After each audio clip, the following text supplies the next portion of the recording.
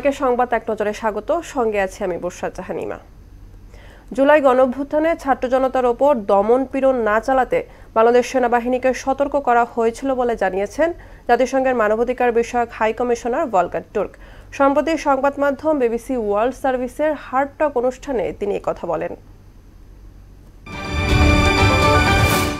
রোজার প্রথম ছুটির দিনে লাগামহীন ইফতারি উপকরণের বাজার। লেবু, শসা, বেগুন সহ ঊর্ধ্বমুখী বেশিরভাগ পণ্যের দাম। সরবরাহ সংকটের অজুহাতে চড়া মাছের বাজারও। তবে গরু খাসির মাংস আগের দামে বিক্রি হলেও কিছুটা কমেছে মুরগির দাম। এদিকে এখনও সংকট কাটেনি ভোজ্য তেলের বাজারে। ফরিদপুরে রাতের আধারে পদ্মা নদীতে অবৈধভাবে ড্রেজার ও বেকু দিয়ে বালু উত্তোলন করছে স্থানীয় প্রভাবশালীরা, যে কারণে হুমকির মুখে পড়েছে শহর রক্ষাবাদ ও নদী তীরবর্তী এলাকা। বালু উত্তোলন বন্ধে কঠোর ব্যবস্থা নেওয়া হচ্ছে বললেন প্রশাসন। কানাডা ও মেক্সিকোর পণ্যে আরোপ করা অতিরিক্ত 25% শুল্ক সাময়িকভাবে স্থগিত করেছেন মার্কিন প্রেসিডেন্ট ডোনাল্ড ট্রাম্প।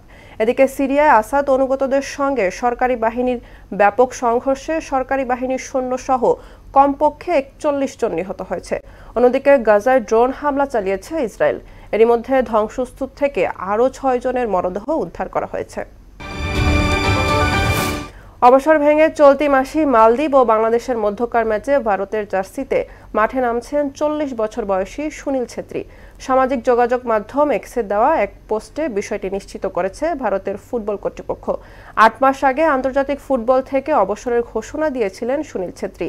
19 বছরের আন্তর্জাতিক ক্যারিয়ারে 150 ম্যাচে 94টি গোল করেন ভারতের স্ট্রাইকার। এই ছিল সংবাদ এক নজরে। সবশেষ খবর সবার আগে জানতে মোহনার সাথেই থাকুন। এতক্ষণ সঙ্গে থাকার জন্য ধন্যবাদ সবাইকে।